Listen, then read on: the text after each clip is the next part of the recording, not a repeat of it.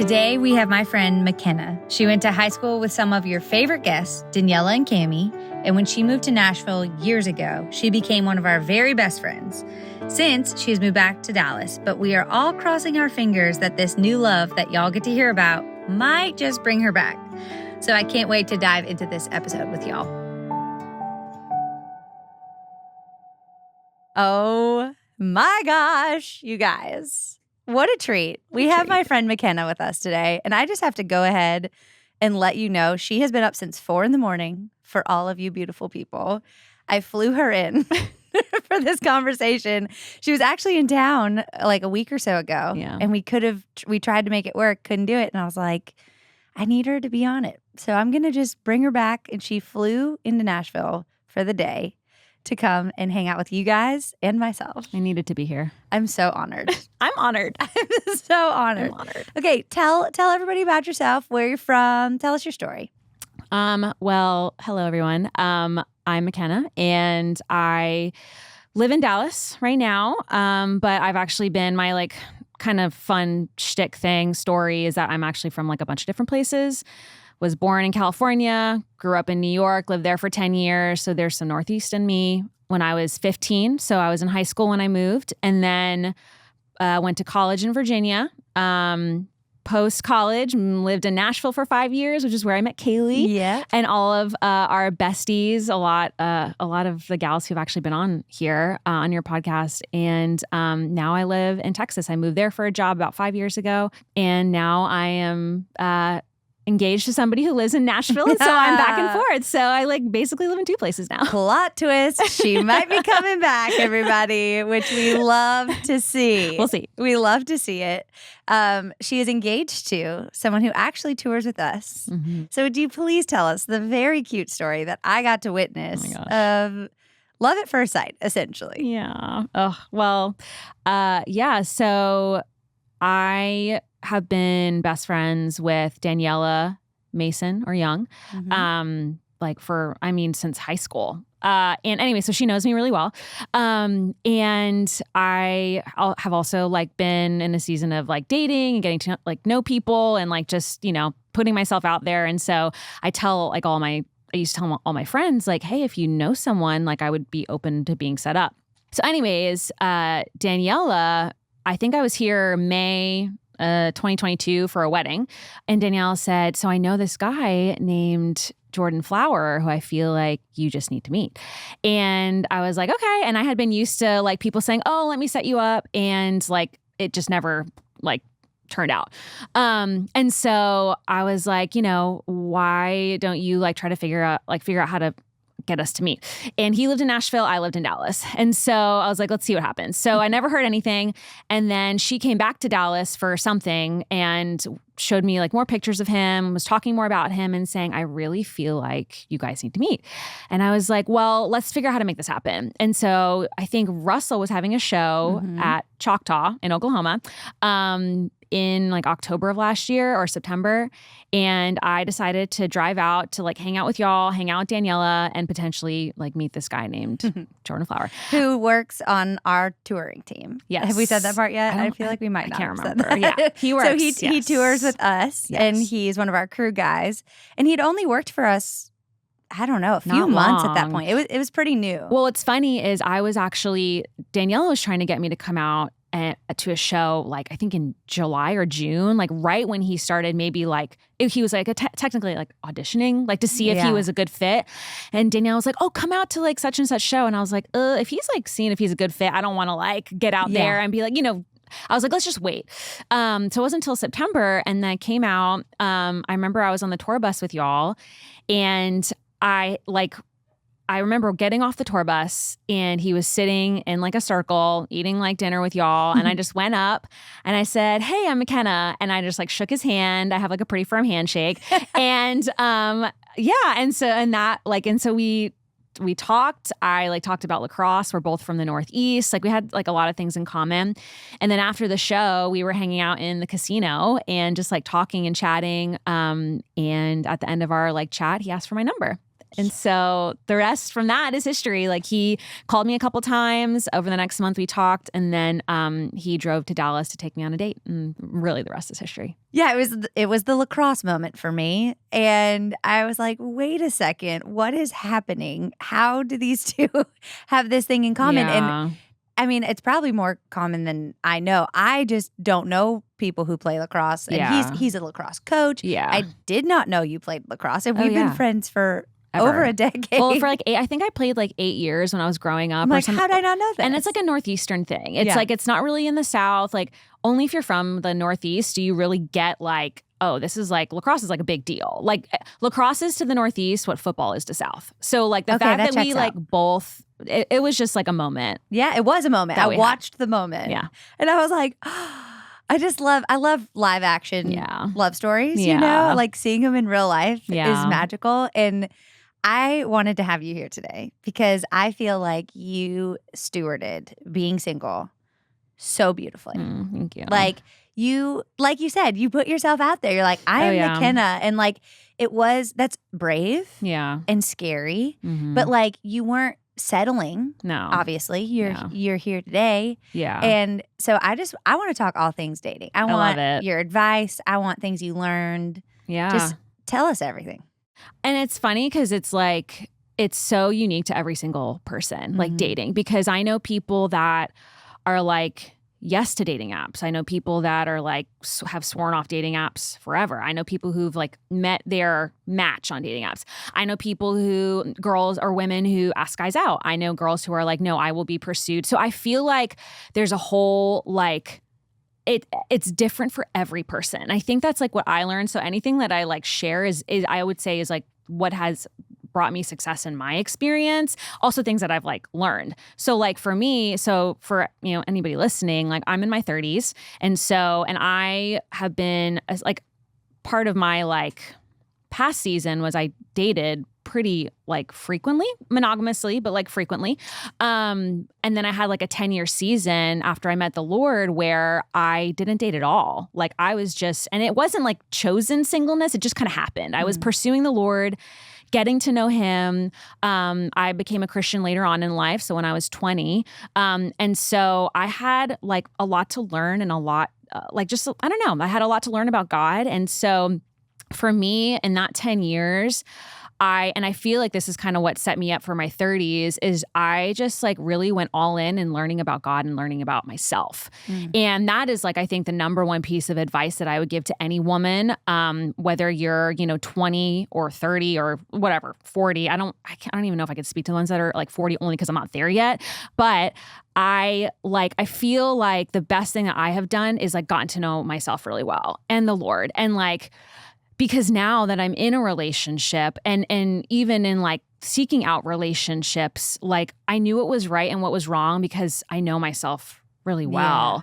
And I've done the work. You know what I mean? So it's like in my 20s, like, I figured out what I was passionate about. I figured out like different aspects of like who God is and his heart.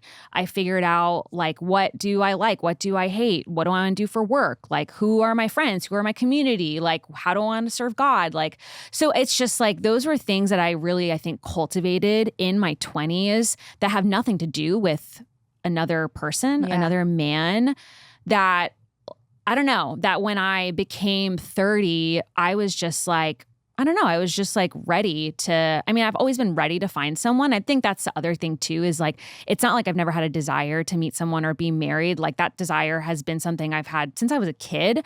But like, I think I've just done a lot of seeking of truth and the Lord and allowed him to like really form and fashion me into a young woman who is like ready to be married in any season, but also like okay with being single in every season. Yeah. I think, that's like the other thing too. I think I got to a point where I just like when I look, because when I look in the Bible, it's just it was never promised to me that I would be married one day.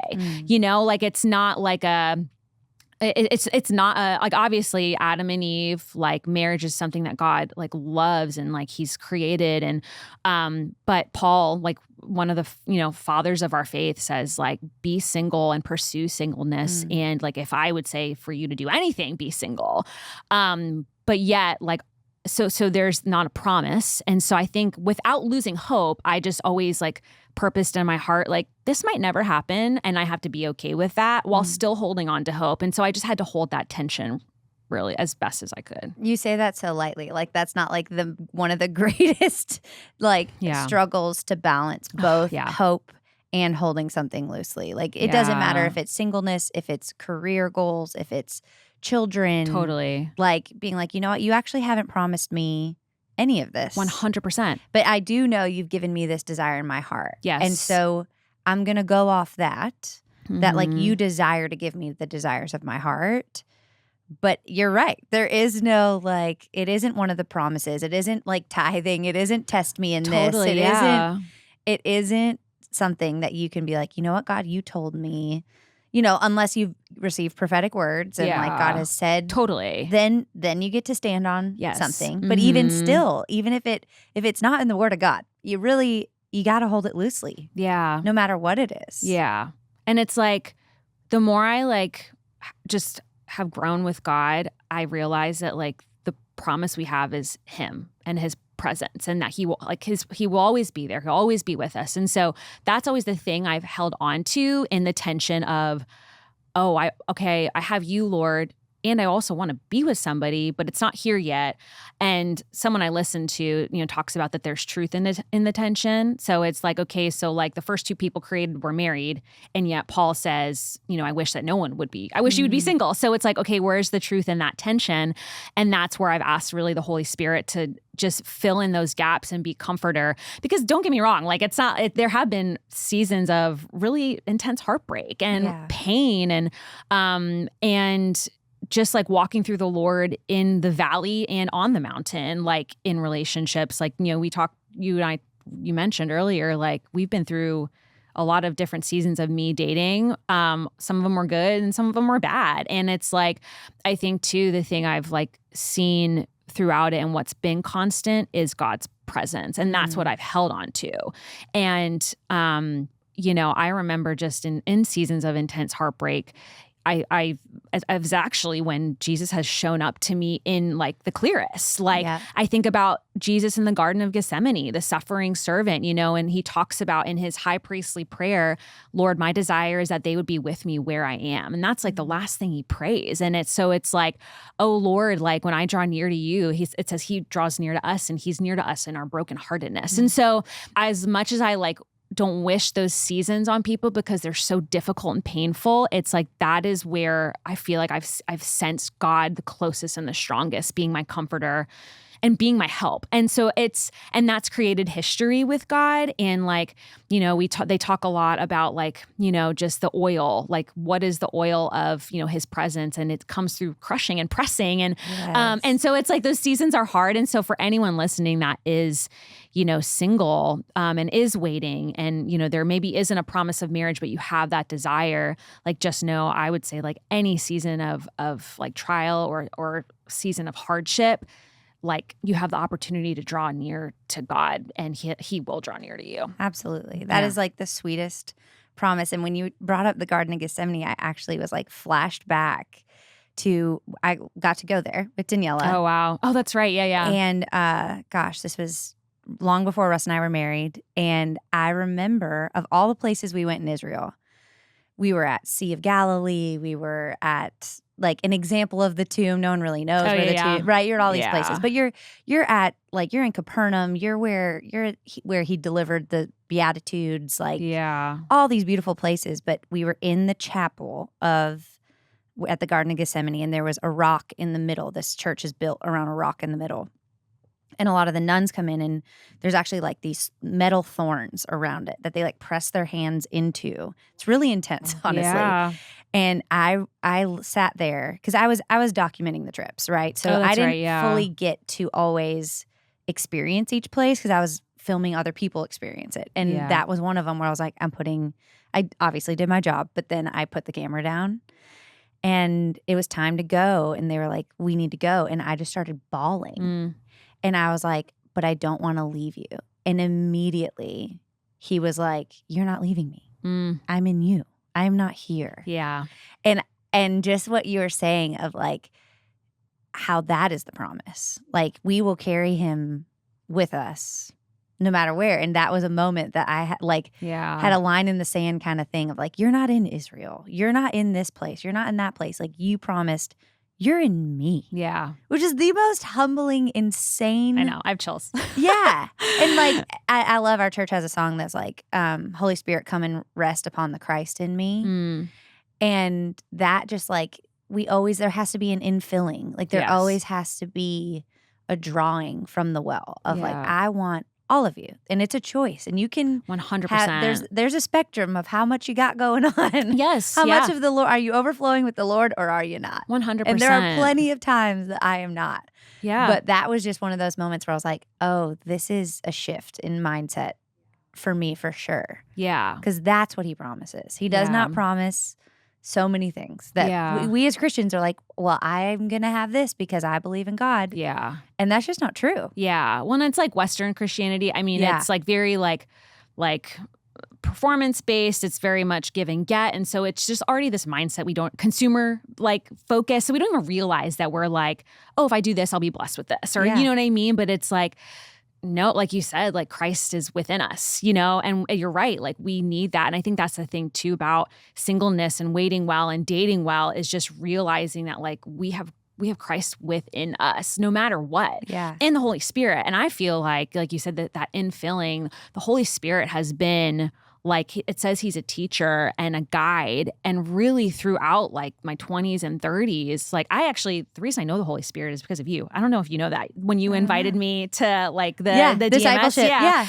And so it's like and that's like the thing too, is like listening to the voice of the Holy Spirit throughout the dating, like your dating journey has been massive for me because I've dated people, you know, for instance, that have like looked great on paper. They were wonderful, like legit guys, but there was just something within me that was like, oh, this doesn't feel right. And I don't know why.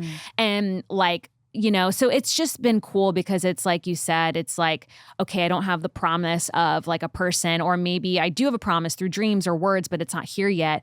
We always have the Holy Spirit working with us and talking with us and just like, I don't know, partnering with us like in our journey of, just like living and dating and all of it. I think that's what's so hard about dating is you don't know yet. Yes. So you have nothing to gauge. Like now you can look back and be like, obviously that was not it. Yeah.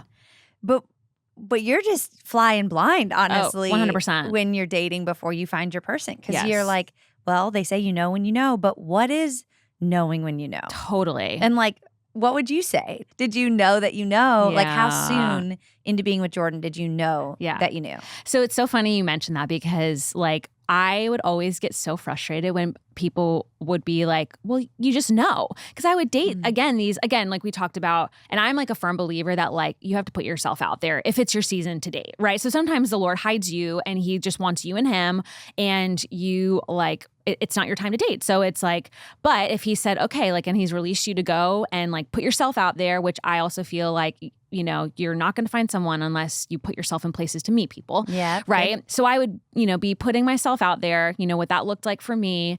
Or I would be, you know, dating great guys. And I wouldn't know. Like I would be like, oh, I'm not sure. Like maybe like, what about this? What about this? And I tend to think a lot. Like I'm kind of an overthinker. So, and also another like piece of advice is I bring in my community very quickly. And I like am so open with all of my like, you know, close girlfriends, like when I'm dating, because I would rather know sooner rather than later, like if there are any blind spots that I'm not seeing, red flags. So good. And so anytime that I would like not really know, I would be like, how do you know? Like, how do you know this is like the person? A few people have said like, you just know, like I can't explain it. Some people have said like, you know, you just know, and it's also a choice. Like, do you choose this person? But something that's really stood out to me is, you know, a really close mentor in my life, Angela Myers. Yeah. She has always said to me like, pray that you would know. Pray that you would know in your knower. She calls it like your knower, like your, your heart. Oh, that's Pray that sweet. you would know that there just wouldn't be any doubt.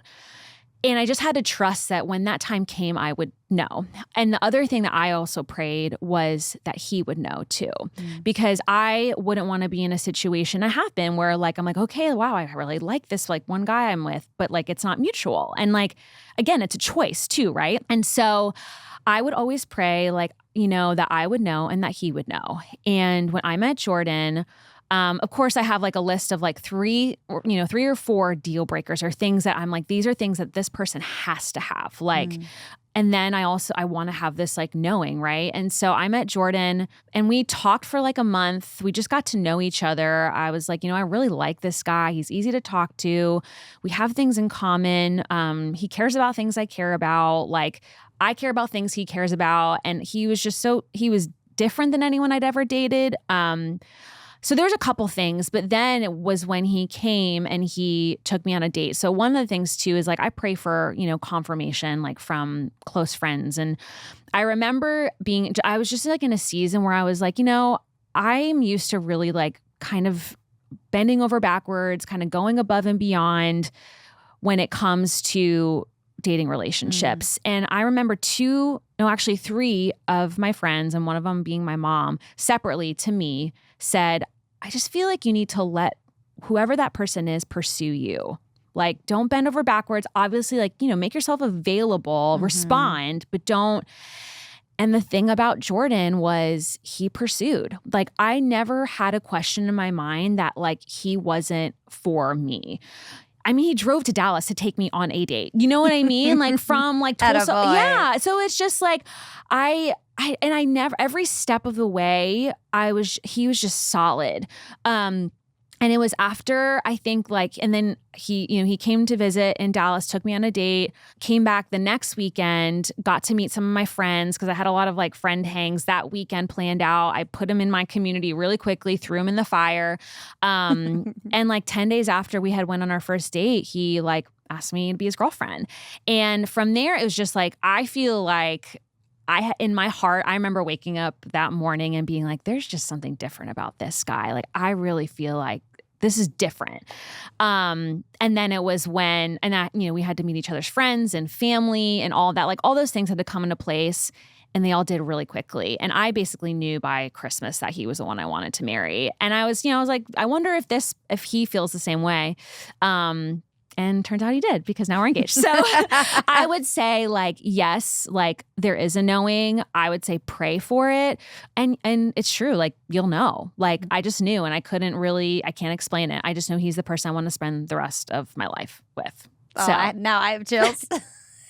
And, it was like specific too. It's like, I like kind of customized that prayer. I was like, I pray that he would know too. And we find out like we knew around the same time. And so, and of course there were like, no red flags. Like I loved his family. He loved mine, loved his friends. He loved mine. So there were other things that came into play. And ultimately I was just like, I'm just in love with this man. So. Hey guys, interrupting our incredible conversation to share with you one of our amazing sponsors, LMNT. Meet LMNT, the electrolyte drink that's all about giving you what you need and none of what you don't. It is key to feeling your absolute best. LMNT packs a science-backed electrolyte punch with the precise ratio of sodium, potassium, and magnesium. But here's what sets it apart. LMNT is the cleanest of the clean. No sugar, no coloring, no artificial ingredients, no gluten, no fillers, none of it. Now let's talk about why this matters. Electrolytes are like the unsung heroes in our bodies, facilitating hundreds of essential functions from nerve impulses to hormone regulation and fluid balance. Have you ever experienced those annoying headaches, muscle cramps, fatigue, or sleepless nights?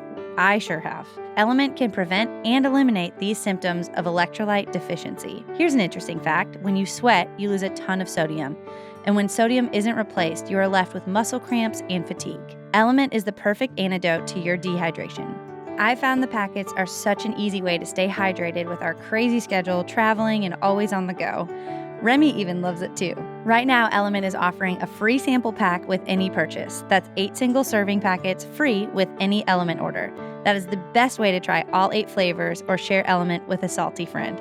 That's what I did, and that's when I figured out that watermelon salt and citrus salt are my personal favorites.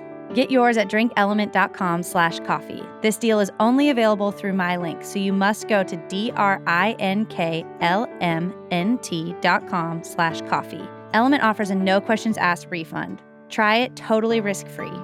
If you don't like it, just share it with a salty friend and they will still give you your money back. No questions asked. You have nothing to lose.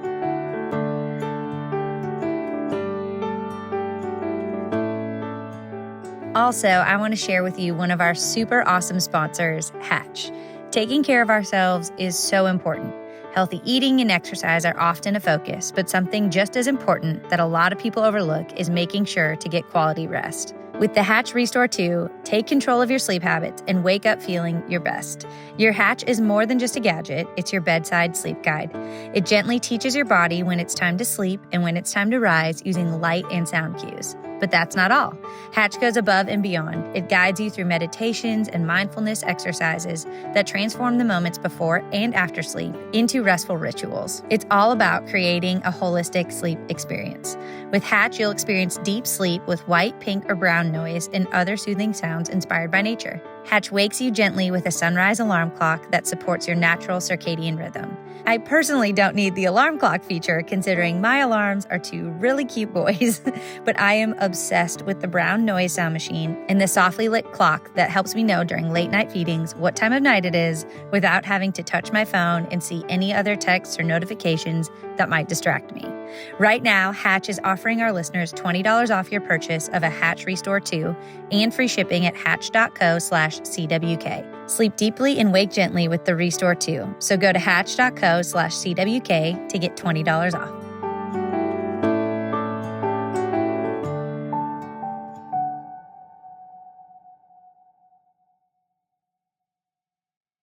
I'm here to vouch for you guys knowing at the same time because we were on the road and we were in Napa. Mm-hmm. We had a couple days off in Napa. Really rough life. That was like one of the highlights of last year. And we were just at this tasting and I was always like, it's funny because the rest of the guys are like, be careful, like don't scare him off. When I was like, I am chill, bro. I need all y'all to chill. Yeah, right. I'm gonna just sneak it in there when it feels right. We're gonna talk about McKenna and like feel it out. And it was really fun for me because I got to text you and be like, okay, give me the updates. Where are you at? And then I got to sit with him because I saw him significantly more. I do see him significantly more. So anyway, we're sitting at this tasting and you came up. Very naturally. Of course. I was very smooth. You're so good at that. But as a girlfriend, you want to be like, okay, what's up? Tell me want the down low. But you got, if you're talking to the guy, you got to play it cool. Yes. Be like, hey, like, how's it going? You guys do any like fun dates lately? Ease in with the fun stuff, you know? But eventually he was like, okay, like, tell me there's got to be a red flag. Like, what's wrong here? What am I not seeing? I was like, nothing. I'm here to tell you nothing. I was like, this girl loves structure and routine, and if you mess that up, she will not enjoy it. I said, that is the only thing that I know to rock this girl's boat. Like, she is wonderful. And he was like, so I just don't, because how you were still single was, and a mind-boggling thing to all of our friends. Everyone was like, she is the catch of all catches. Who was it at your engagement party? Braden. Braden, he goes, he made a sea of men, deaf, blind, and dumb to not find McKenna. Seriously. And it's true. And it's true. And I believe that for a lot of y'all out there too. Like, just because someone isn't seeing you does not mean you're not worth seeing. Yeah.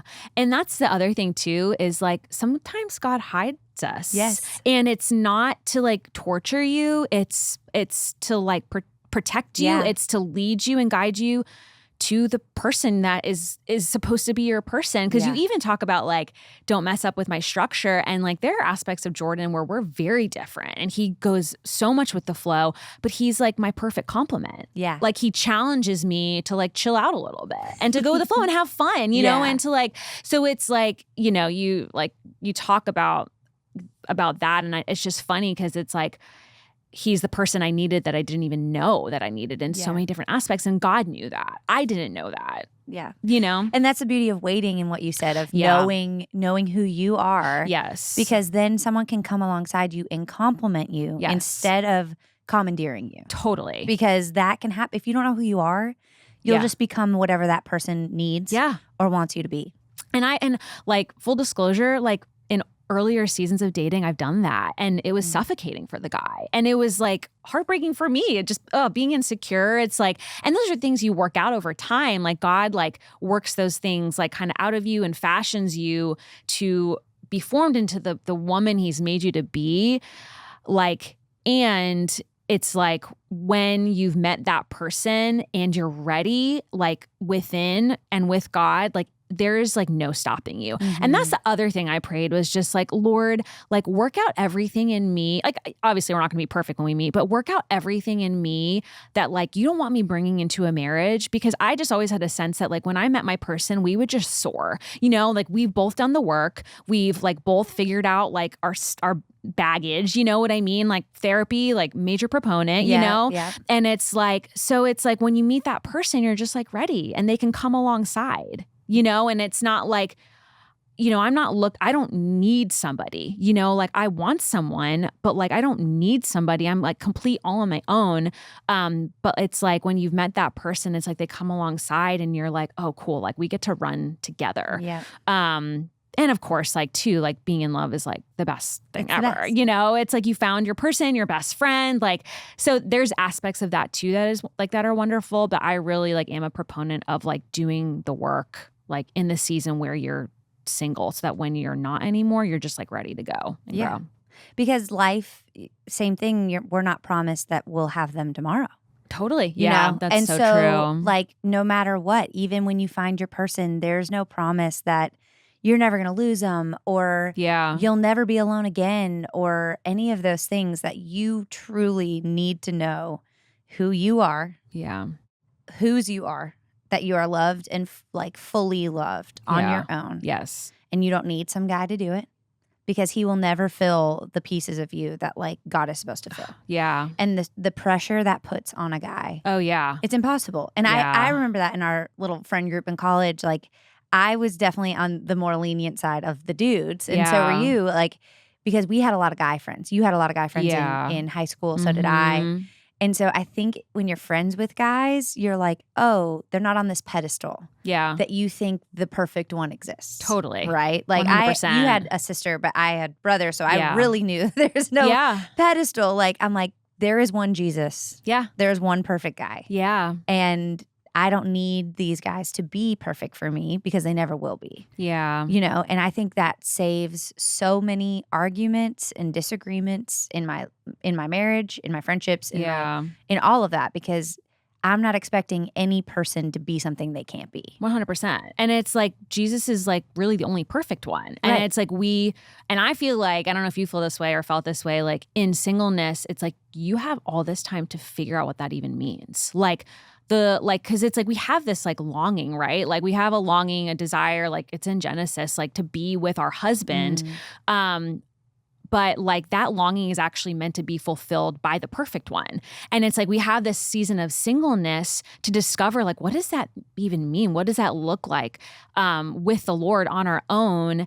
Because then what I'm realizing now in my engagement season, I still get to pursue Jesus on my own. Right. And I remember Cami actually, Cami, who was also on your podcast. Who you also went to high school with. Yeah, exactly. So funny. I know. So funny. How'd I find this whole Dallas crew? Because you guys weren't even like all tight. No, we weren't even, at all. Like we were like close here and there. Like Samo who was Ben's now like wife, was one of my best friends.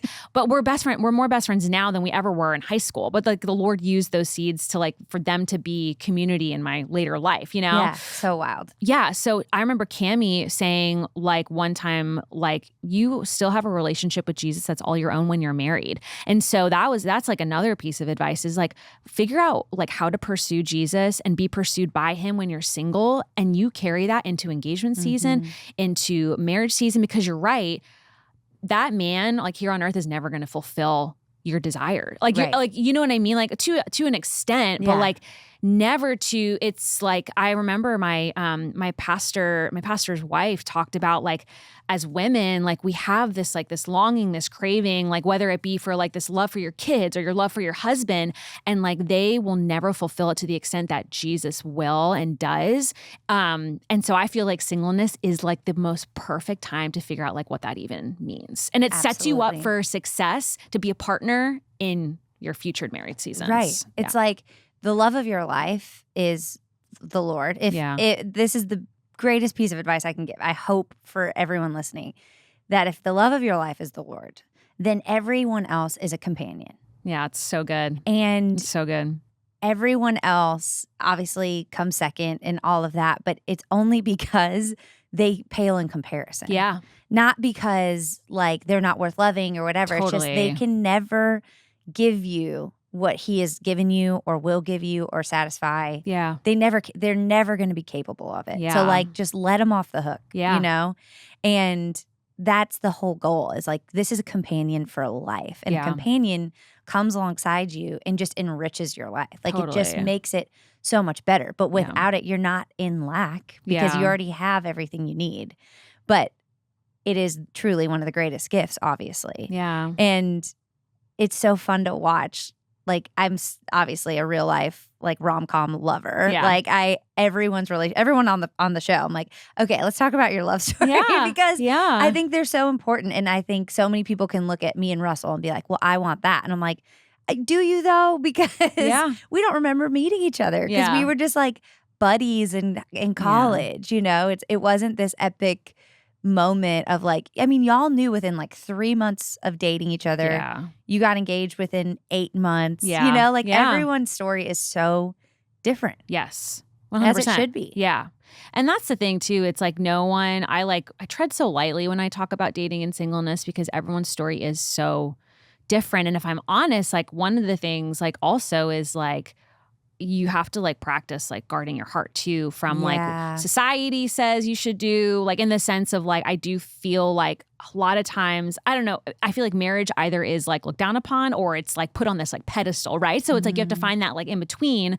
But like there were seasons of like my dating relationships or seasons of dating where I like really just couldn't look at social media anymore because it was like, oh, all these people are getting engaged, all these people are getting married. Oh, didn't they just meet? I remember someone who I knew not well, but like she met her person and then 3 months later they were like engaged. And I was just in a season, I was like, I have to guard my heart. I can't watch this right now because I was tempted to be whatever it is, jealous, envious, whatever. But, I think I've heard someone, I think Bill Johnson say that like if you can celebrate someone else's season, like it sets you up for even greater success to like celebrate your own season. And I just remember like there were just seasons I had to turn off social media because I felt like every, person and their mom were getting engaged or whatever. But it's so funny because in my season, that's what happened to me. Like I met my person and we were dating 10 days later and then we were engaged 8 months later. And so it's like every person's season is different. And so I feel like in your season of singleness and waiting, you have to learn what does it look like to guard your heart just from the things that could come in and like make you compare or make you sad or you know what I mean? Like, but it's okay to feel those things, but it's just like, what do you do with those feelings? And my advice would be bring them to the feet of Jesus because he's the only one that can really like work through them like with you. That is so good. So good because social media is such a liar. Yeah, I know. And that is really helpful for people who are going through it. And there's times that you just don't need to see it. And that's okay. Yeah. And the mute button on Instagram is a beautiful, beautiful thing. Yeah, 100%. And it's even like there were seasons where I couldn't like watch like rom-coms because I was just like, I remember I went through like a tough breakup situation. And like, I don't watch scary movies. I don't watch like really gory stuff. Absolutely not. And I like wanted to like watch Peaky Blinders. I was like, I don't want to touch romance right now. I was like, I can't touch it. I can't even go there. But it's like every person's season is different. I remember there were seasons where I was on dating apps and like it was great. And then there were seasons where like I was like, my heart can't take this. It's just it is up and down. I can't do this. Everybody's season is different and like what the Lord wants for you is unique to you. And so I would just like say whatever that looks like they just need to lean in to figure out what that is, Yeah. And I'm so honored that I get to vouch for how good you are at celebrating your people. Like It is hard. Yeah. It is hard to go to a bridal shower or a baby shower for the things that you're wanting and you don't have yet. Yeah. And never once was I ever like at one of those things, seeing you mopey or sad, or it doesn't mean you weren't. Yeah. But you really like rallied around your people, even when you were waiting for your gift. And I think there's something to that. And I think that it's a sacrifice of praise almost, like a sacrifice of celebration that God definitely sees. Yeah. And it's like, it's only like, we have a small piece of like this side of heaven where we get to offer him something like that, right? So it's like in singleness, like we may never be promised like marriage, and you're seeing your people, you know, enter into engagement or other seasons of life that maybe you're longing for. And I feel like that's an invitation either to like shut your heart down or be super vulnerable and open it up to the Lord. Again, it's like building history with God. It's like, and that's the other thing too, is like, I've just been really honest with God. Like there were seasons that were really hard and seasons where I was like, man, I love being single. This is amazing. And all through the ups and downs, like I was just super vulnerable with the Lord and with my people, you know? And so, but looking at other people and just like celebrating them has honestly been the greatest gift, because it's like, and it's like a mindset, right? So it's like you can, in choice, like we talked about earlier, it's like you can choose to shut your heart down and be like, oh, it's happening again to somebody else. Is it ever going to happen to me? Because that's a temptation. Or it's like an invitation to be like, okay, Lord, I celebrate them. I love them. I want this. Like, and asking him the questions like, you know what I'm saying? Yeah. It's like it's having a dialogue with the Lord, and I feel like we're quick to like either put it in one of two camps when we're like really, I've heard said like grief and gratitude can exist together. Like, man, Lord, I'm so grateful that my friend who has been wanting to get engaged is engaged now. I'm so excited for her. And I'm grieving the fact that it's not happening to me yet. Yes. Can we talk about that? You know what I mean? So it's not black and white. It's like, again, like that truth is in the tension. And that's where I found like Jesus just meet me. And so that's like my prayer for everybody who's like in that season. And God knows. Yes. He knows if you're heartbroken. Like you don't have to come to him all put together like, no, yes. Thank you, Jesus, oh my gosh, that they're engaged. I'm so happy for them. And he's looking at you with the most transparent view possible. Yeah. And he's like, okay, but will you just give me this heartbroken piece? Will you just like hand that to me? Will you stop carrying this thing, and will you cast that care on me? Like, so good. Drop it at my feet. Yeah. Hand it to me. Let me take it. Yeah. And that was a major breakthrough for me personally, spiritually, that I was like, oh, I don't have to have it all together for you, because you already know. So what's even the point? You know, like I might as well be honest. And that vulnerability and all of that brought such a breakthrough for me personally, you know, way back when. And there's no going back once you get honest. You're just like, all right, here it is. Or like, my prayer is always like, what's between us? Like, what am I holding on to that's not true? Or what am I carrying you want to carry for me? Or what, just tell me. And then I always have this thing that just happens to pop in my mind. I'm like, oh yeah, that would be coming between us. Oh yeah, that lack of forgiveness would be a problem, wouldn't it? Yeah. You know, I'm like, okay, all right, I'm going to give that to you, like right here and now. Hey y'all, we've had some incredible conversations here on the podcast, diving deep into stories of faith, transformation, and the incredible work the Lord has done in my lives and my people's lives. I'm truly grateful for my relationship with God and the way He has transformed so many lives. But today, I want to talk about sharing that hope and peace with others through the remarkable work of our sponsor, Cru. Cru is on a mission to share the message and love of Jesus to nearly every corner of our world. They are making a real impact, drawing people closer to Jesus by sending out missionaries.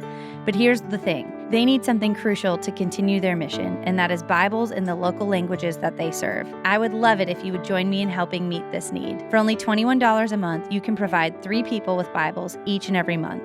When you sign up to provide 3 Bibles with a monthly gift of $21, as a thank you, Cru will provide meals to 15 hungry individuals through their humanitarian aid ministry. Plus, you'll receive one of my very own Coffee with Kailey mugs as a thank you. Simply text Kailey to 71326 to help today. Imagine just how much this gift could change someone's life. So text Kailey to 71326, that's Kailey to 71326 to help now, or visit give.cru.org/Kailey. Message and data rights may apply. Available to U.S. addresses only.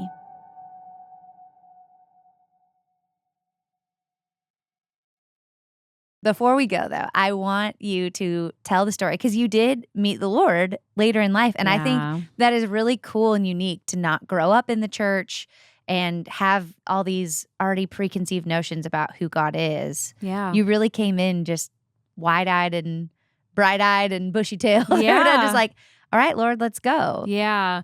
Yeah. So I, part of like, growing, like I said, I always had a desire to be married, and like growing up, like I did date a lot of guys. Like I was in relationships a lot. And when I remember there was a season where I was in college, I didn't know the Lord. I had like a couple Christian friends, like from high school, Cammie, Samo, Daniela. And so I knew like of God. I had just moved to Texas. So I was in the Bible Belt. And I was in a relationship. But there was just something within me. I think I had read a book by C.S. Lewis, and like, I was like, I think I want to know who God is. Like, it just kind of came out of nowhere. I later learned in life, like down the street from my college, there was like a prayer house that like, I am convinced that it's like the prayers of those people that like, awakened my heart to want God. But it really was out of nowhere. And again, in a season where I was in a relationship, but I wanted to know God, and I decided like, okay, let's put a pause on the relationship and let's move forward with like seeking whoever God is. I reached out to Daniela, who was like one of the only Christian girls I knew, and said, hey, and her parents were in full-time missions. And so I said, I feel like I need to find God. Like, can I come on a mission trip with you? And she was like, yeah, if you can raise all this money. And I like, I raised it, and like, honestly, like good on her. Like, I wasn't a believer. I wasn't a Christian. And I was like, can I come on this missions trip? And she didn't say no. She was like, yeah, come on, which just shows the world of her and her family. And I just like love them so much. So I go on this missions trip, and essentially like, I just had this very strong sense that like, I needed to give my life over to the Lord. Like I needed to stop. It was a very clear for me personally line in the sand of like, stop living this one way you're living and turn to God and enter into a relationship with Him. I also had a very strong, and this is like a conversation for another day, but just strong conviction of just sin as a part of my old lifestyle. And really I say sin, like separation from the Lord, right? So I didn't know Him. I wasn't with Him. And so I like went on this missions trip. I essentially just shared all of my dirty laundry and confessed like just my whole life really, and said, I don't know if God could ever like love someone like me. That was a lie that I didn't know I was believing. And, Daniela and some of the other girls on the missions trip, like really preached the gospel to me and said, there's a man, a God man who died for you and actually loves you. Like He's the one that your soul longs for. And I essentially heard the gospel for the first time about a good, loving God who wanted to be with me. And I wanted it. I wanted Him. And I was like, and so I just said yes to following Jesus. And at the same time, like no to that old like lifestyle. And like in that moment, I felt like it was like, you will be washed as white as snow. Like what was, I forget the verse, but like, yeah, you'll be made whiter than wool, And I just felt like this like whole weight lift, like from my old life into this like new life with Jesus. And from that moment on, I like felt like the Lord was asking me to lay down relationships for a while, because that was just something that was a big part of my past. And and again, I didn't like choose to have like a decade of like not dating. It kind of just like happened, but I wouldn't trade it for anything. And again, it was in that season where like, I just got to know the Lord. And like, again, like I didn't have a lot of Christian friends, which is like, it was fine. I love all of my friendships from all different walks of life. But the Lord like really was the one who like discipled me, which was so cool because like I got to know Him and I got to know His heart. And it wasn't like someone was ever like preaching at me or, like I got to read the Bible on my own and like talk to God on my own. And like, I really cultivated a relationship with Him. He was so real to me because He came, and this is the coolest part, is that like He came and found me first. Like He chose me, like out of nowhere. I wanted to know Him more. And it says that like, we can't love God without Him loving us first. And so I think that's also what has stuck with me in a season of waiting and being single. And essentially like waiting to be in a sense chosen, right? You choose that that person and they choose you. But I always had within me that like, you know what? God chose me. Like God chose me first. He found me. Like I was lost and now I'm found. I know who I am. I know who God is. And so that's just something that has stuck with me in dating and being single, in my engagement, is that like God found me and he chose me and I'm his daughter. And so it's like, that's a constant that I always have, like that sense of peace and settledness. That is incredible. Yeah. Missions, I encourage anyone to do some sort of mission work in your city, if a church is going somewhere. Yes. Oh There's my gosh. truly like it's what Jesus did. Like he served. The Son of Man came to serve and not be served. Yeah. And in that, you really get to experience God in a way that is different than the church walls, if I'm totally honest. 100%. You know, and it really is life-changing. And as you were telling that, I remembered the most epic story, McKenna, that the Israel story. It's so deep in the catalog of our friendship. I like don't even remember. But I am so excited to say this because this is like, you were such a new Christian at the time. Yeah. You were probably like 3 years into this. Yeah. Something like that. And so I was going to Israel with the missions organization that I worked for. But I had to help like get myself there, you know, and I didn't have any money. And so I had probably like $600 something and I needed to raise like $2,300. And I had told Daniela, I was like, I can't do it. And she was like, the money is going to show up. Like God's going to provide. And I feel like you were like leaving like next week, like the yeah, week it was after. Like it was like down to the wire. Yes. And I was like, no, like, and that's been her life experience. Yes. And I was like, well, my address isn't a P.O. box for a missions organization. Money doesn't just show up for me. And I was not believing for it. I was such a doubting Thomas about the whole thing. And you know who showed up at my door? McKenna. McKenna. And you said, you're like, God told me to empty my savings account. And it was like $1,600. It might have even been the full amount. Yeah. But I remember I had some and you had the rest. But what you gave me was significant. Yeah. It was like $2,000. Yeah. And I burst into tears. I was like, wait, are you serious? What in the world? And you can elaborate on what God was teaching you. Yeah. But then do you remember the journal part? No. So you text me a week later and you were like, I've been trying to like learn how to hear the voice of God. Oof. And so I was just journaling. This is the week before any of this happened. And you're like, I was journaling and I heard God say, daughter in Israel. And I wrote down those 2 words. Oh my gosh. And then this all happens and you're like, now I know he wanted me to send his daughter to Israel. Oh my gosh. I could bawl I'm right chills. now. I mean, in the moment, like I'm crying even thinking about it. Like it was so touching to me. And even how, like even hearing God's word for me from someone else saying daughter is so tender to me. And like it is such a sweet, like kind love that I know. And there's times I remember that like he calls us daughter and you know that, right? Yeah. But like hearing him say it specific yeah. to your situation takes me out. Yeah. Takes me out. But yeah, I want you to explain like your side of that. But like, I mean, it rocked my whole world. It was everything I needed. I got to go. Russ and I got baptized in the Jordan River there together. We were just dating. Yeah. And that's when Daniela's dad was like, Russell, get in the water. Because I was getting baptized and he wanted Russ to be a part of it. And I was like, no, we're just dating. Like, I don't want him a part of this memory if he's not going to be here forever. Yeah. But Bob knew. Bob knew he was going to be there forever, you know? And he was like, Russell, get in the water. And it's like, just hearing you say all that, it's like that trip for you was really like, it was prophetic. Like it was things that the Lord wanted to do in your future and your future marriage, you know, like it was so much more than just you going to Israel. Yeah. And it's just, and I hardly even like I remember that like time. I remember coming to your house. I don't remember the daughter in Israel, but like what's so cool is like, and I think about this when I think about, again, also people going back to like singleness is like, I was learning to hear from God. Like I was a new baby Christian, like I was a single young woman and learning to hear from the Lord, moving in faith, acting in faith. Like, okay, I just feel like I'm supposed to do this thing. Okay, we're called to live radical lives of like just loving Jesus. Sometimes it looks like emptying your bank account, you know? And so I was like, I felt so strongly to do this. And I was like, you know what?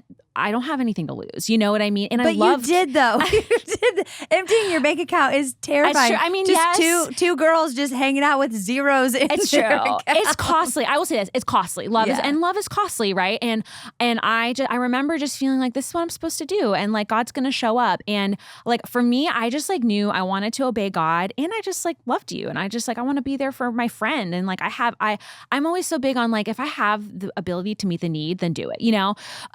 But like all that to say is like, you never know when God wants to use you for something greater, right? So like, yes, it might've been costly for me. Yes, but it wasn't about me. It was about you and your future and what God wanted to do in your future. And now look at you and Russell and all that how you're running together. Like, and who knows if like being in Israel in that moment, like baptism is like wildly supernatural, you know, it's like so much more than just going down in the water and back. Like things happen in the spirit. And so I just like also want to say to all the single people out there, like God's thoughts are not our thoughts and his ways are not our ways.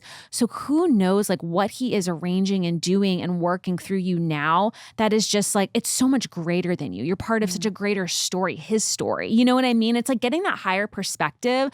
And again, to me, it was just like, okay, I want to obey God. I'm hearing from him and I want to help my friend. And yet there was just such this bigger narrative that was happening that is literally playing out right now in your lives, you know? And so it's like, you just never know like what you could be a part of if we just get that higher perspective as like single women, you know? Yeah. I'm just blown away by you. Oh. I love you. I love you. I'll never get over it. I think you're just one of the greatest gifts on the planet here. You really are. And I'm so excited for Jordan that he hit the jackpot over here, you know, and like that we get to continue to do life together. I know. And it was so funny. I was just thinking it's like cool. Like so we just talked about the moment in Israel where and like now y'all are walking in like what y'all are doing together. And one of the reasons I know Jordan is because of what you're doing together. Yeah. Gonna make me bawl my eyes out. You know what I mean? Like he works with and for y'all. Yeah. It's like, and that's where I met him is like did you invest in your own future? And it's just God. What? It's like God, you know what I'm saying? Like, and like you guys were baptized in the Jordan River. It's like, okay, it's like, you know, so it's just like, I love those details and those things. So I'm like always looking, but it's so like, I feel the same way about you. Like y'all are a gift and like watching how you guys dated and watching how you've stewarded your marriage and being parents. It's like, and that's what I'm so grateful for that I've been like blessed with is like all of my like community are like thriving in their marriages. And it has been such a gift to like walk with y'all in every season. And now getting to celebrate with y'all in this season, like there's no other people that I would rather celebrate it with more. So and it's so much more fun because when the rest of us got married, we were all so poor. I'm sitting over here being like, oh, I can't wait to get her something legit on her registry, you know? Like, I'm like, I used to show up to weddings. I'm like, I was supposed to get you a gift because buying something presentable is about all I could afford to be at this wedding, you know? It's so sweet. And I'm so honored we get to celebrate you and that we get to continue to do life together. I know. It's so exciting. I know. Anyway, thanks for listening, guys. We hope you have an amazing day. We'll talk to you next time. Next week, we have another bestie from our friend crew, Courtney. She is one of the most empathetic and wonderful friends you could ever freaking ask for, truly. She's also an entrepreneur, personal chef, and married to our guy, Mustache Kev. So join us next week to hear all the things that she's going to be dishing. And yes, that pun was entirely for her. Talk to y'all next week.